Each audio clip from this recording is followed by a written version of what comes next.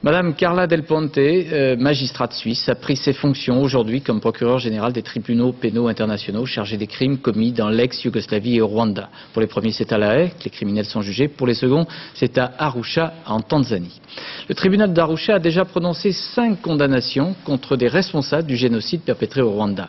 Nos correspondants permanents sur le continent africain, Éric Monnier et Roger Motte, ont pu suivre une audience de ce tribunal qui a déjà fait la preuve de son efficacité au point de rassurer les dirigeants rwandais. La Cour. Le président est norvégien, les autres juges turcs et sri-lankais, l'avocat général nigérian. L'accusé, lui, est rwandais, bien sûr. Jusqu'en juillet 1994, Ignace Bagilishema était bourgmestre de la commune de Mabanza au Rwanda. Son avocat, Maître Roux, un Français, défendait il y a quelques jours encore à Montpellier l'activiste paysan José Bové. Aujourd'hui, il conseille un homme accusé entre autres de génocide et de crimes contre l'humanité. Juger les responsables de ce génocide rwandais, c'est la raison d'être de ce tribunal international d'Arusha.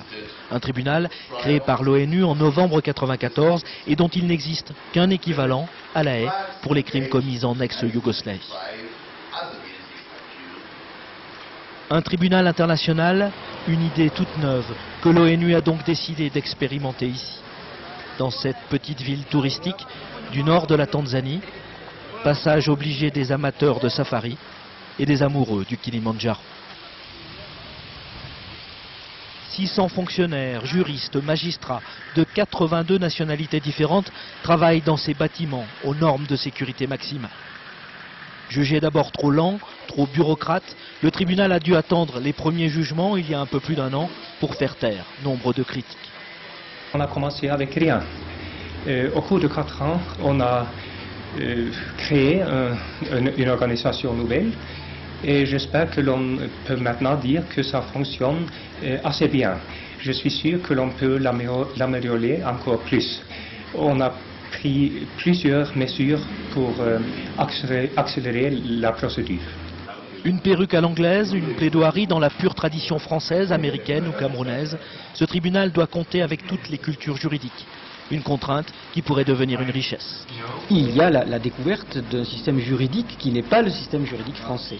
Ça n'est pas non plus tout à fait le système juridique anglo-saxon, puisqu'on a tenu à ce que ce soit un peu un mixage des deux, et c'est d'ailleurs un des enjeux de cette justice. Pour la création de sa Cour pénale internationale permanente, l'ONU s'inspirera de l'exemple d'Arusha, de ce laboratoire tanzanien où se poursuit un vieux rêve, la justice universelle.